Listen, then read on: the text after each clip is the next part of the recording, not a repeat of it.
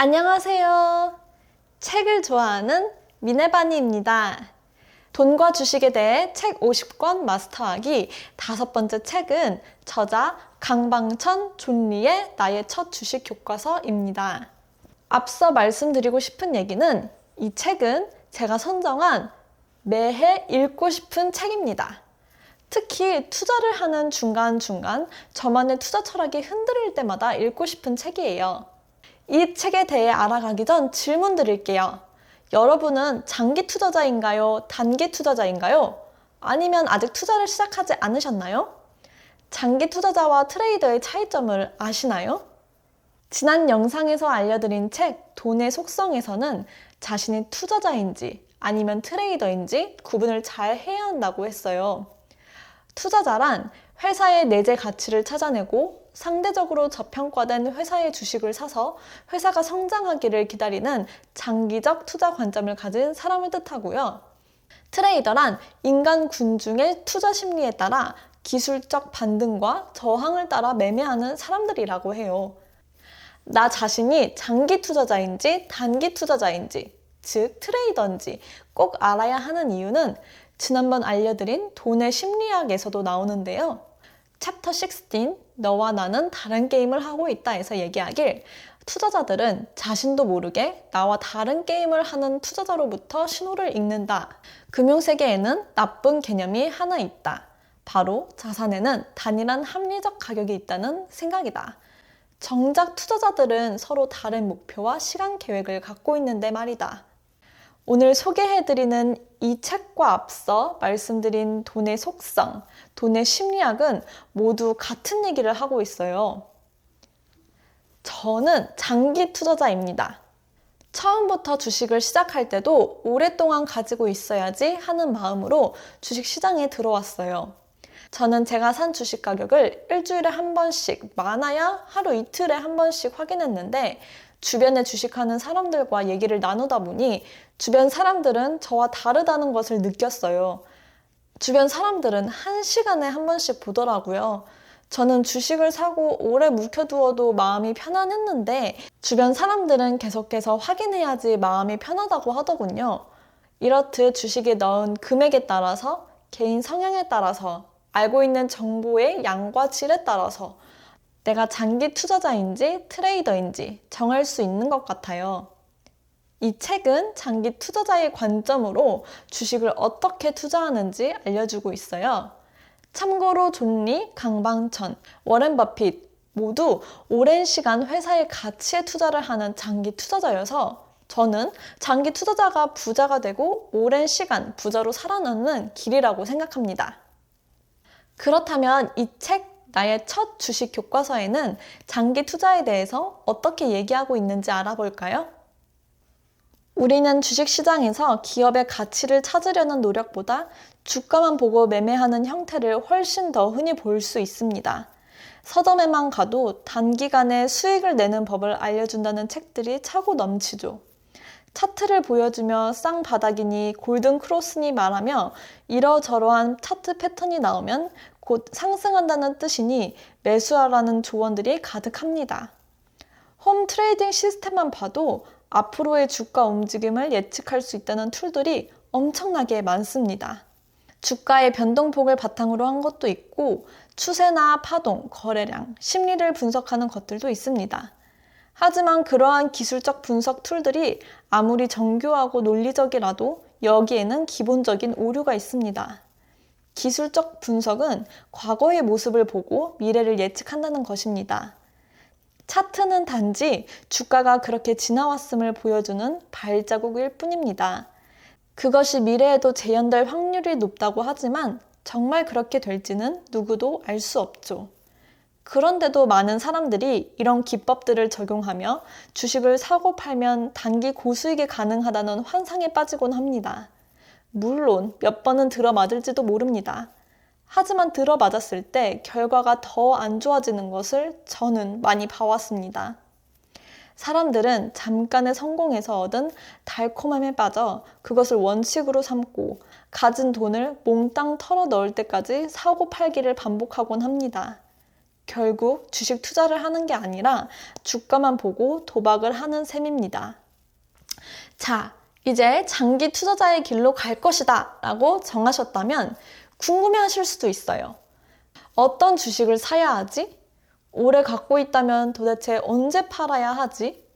주식을 하나 사고 계속 가지고 있다면 주식에 대한 공부는 왜 필요하지? 이 책에서 어떤 답변을 해주는지 알아봅시다. 저의 주관적인 이 책의 My Only One Takeaway가 여기서 나옵니다. 어떤 주식을 사야 하나요? 많은 사람들이 어떤 주식을 사야 할까요의 답을 얻기 위해 부단히 노력합니다. 투자 전문가를 찾아 질문을 하기도 하고 인터넷에서 많은 사람들이 언급하는 주식을 맹목적으로 사기도 하죠. 하지만 이제는 다른 이에게 묻지 말고 다음의 3가지 질문을 스스로에게 던져봅시다. 첫째, 나는 이 상품을 쓰고 있는가? 이 상품이 내게 얼마나 효용을 주고 있는가? 둘째, 다른 사람도 여기에 지갑을 열고 쓰고 있는가? 셋째, 앞으로도 사람들이 이 상품을 계속 쓸까? 이 질문의 답이 모두 네라면 그 상품을 만드는 회사를 유심히 살펴보면 됩니다. 투자는 거창한 것이 아닙니다. 나에게 좋고 다른 사람에게도 좋은 상품을 만드는 곳이라면 충분히 투자 가치가 있는 기업이라고 판단할 수 있습니다.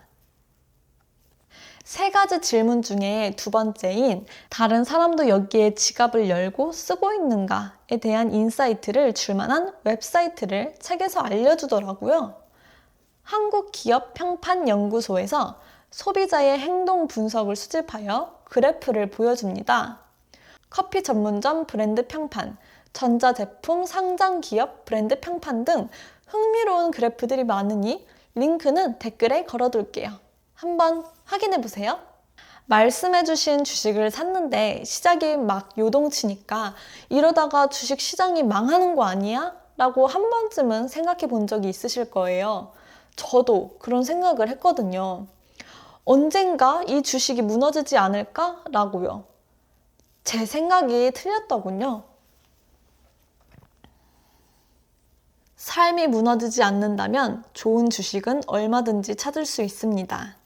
2020년 코로나19 위기로 주가가 요동쳤을 때에도 저는 사람들에게 흔들리지 말고 삶을 주목하라 라고 여러 방송에서 얘기를 했습니다. 주가가 무너진 것은 코로나19 때문이었지 삶이 무너져서가 아니었기 때문입니다. 물론 코로나19로 소비자의 지갑이 닫힌 부분도 있지만 대신 국가의 지갑이 열렸죠. 삶이 멈추면 주식시장을 떠나야 합니다. 하지만 삶이 여전히 존재한다면 삶의 파트너, 즉 제품과 서비스도 존재합니다. 제품과 서비스가 존재한다면 그 제품과 서비스를 만드는 기업도 존재합니다. 장기 투자자라면 사고 나서 계속 가지고만 있으면 끝나는 것 아닌가? 라고 생각하시는 분들도 계실 거예요. 근데 실제로 영상 속에 나오는 부자들을 보면 항상 공부해라 라고 하죠. 그들도 장기 투자를 하고 있다면 가만히 주식을 두면 되는 걸 왜 공부하라고 할까요? 우리는 산업의 구조조정 과정에서 강한 생존력으로 끝까지 살아남아 시장 지배력을 강화시키는 1등 기업을 찾아야 합니다.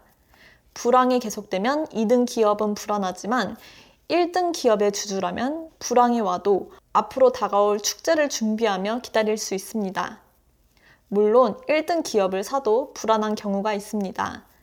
산업 내 경쟁이 치열할 때는 1등 기업을 포함한 모든 기업의 이익이 줄어들어서 주가가 떨어질 수가 있습니다.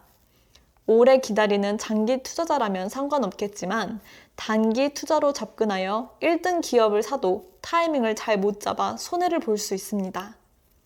오래 기다릴 수 없으면 1등 기업을 사고도 실패할 수 있습니다. 그렇기에 대출이나 남의 자본이 아닌 내가 가진 자본으로만 1등 기업에 투자해야 합니다. 오늘의 1등 기업이 항상 영원한 1등은 아니라는 것도 명심해야 합니다. 다음과 같은 사건이 발생했을 때 적응하지 못하면 1등 기업의 지위가 다른 기업으로 넘어갈 수도 있기 때문이죠. 첫째, 새로운 기술이나 제도가 출현할 때. 둘째, 소비자의 태도나 기호가 변화할 때. 셋째, 인구의 변화가 생길 때. 넷째, M&A가 있을 때. 이렇듯 1등 기업을 샀다고 그대로 안주하지 말고 끊임없이 새로운 변화나 사건이 없는지 주변 환경을 살펴봐야 합니다. 앞서 말한 1등 기업의 지위가 다른 기업으로 넘어갈 수 있는 사건을 책에서는 펀더멘털이라고 불러요. 펀더멘털을 네이버에 치면 다음과 같이 나오더군요. 즉, 펀더멘털의 변화가 있을 때를 대비해서 꾸준히 공부하고 1등 기업이 변화하는 것을 놓치지 않기 위해 공부가 필요한 것 같아요. 그렇다면 주식은 언제 팔아야 하는가를 알아볼까요? 팔아야 하는가 말아야 하는가의 기준은 기업의 펀더멘털이 여전히 좋은가에 있다는 것. 불안할 때는 기업의 펀더멘털을 조사하면 이겨낼 수 있다는 것입니다. 시장을 보지 말고 기업을 봐야 합니다. 자신이 투자한 기업이 여전히 돈을 잘 벌고 있다면 투자가 떨어져도 걱정할 필요가 없습니다. 이 책은 찐 고수들이 A부터 Z까지 장기 투자하는 방법을 알려주어서 정말 주식 초보의 교과서라고 이름을 붙인 것에 너무 공감해요. 마지막으로 이 책을 꼭 읽기를 추천하는 사람을 알려드릴게요. 주식을 이미 오래전에 시작했더라도 아직 방향 없이 흔들리는 사람, 그리고 나는 단기 투자로 많은 돈을 벌 거야 라고 생각하는 사람에게 추천드립니다. 그럼 좋아요와 구독 꾹 눌러주시면 큰 힘이 됩니다. 다음 영상에서 봐요. 안녕.